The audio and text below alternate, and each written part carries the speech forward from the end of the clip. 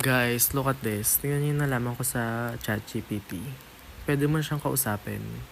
Like, you just click on this icon. Tapos, hello, pwede ba kitang kausapin gamit yung Tagalog? Oo, pwede tayong mag-usap gamit ang Tagalog. Anong nais mong pag-usapan? Kumain ka na ba?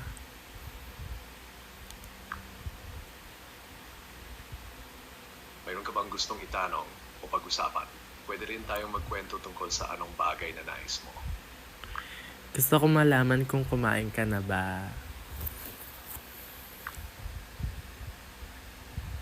Hindi ako kumakain kasi ako isang AI, kaya hindi ako kumakain tulad ng tao.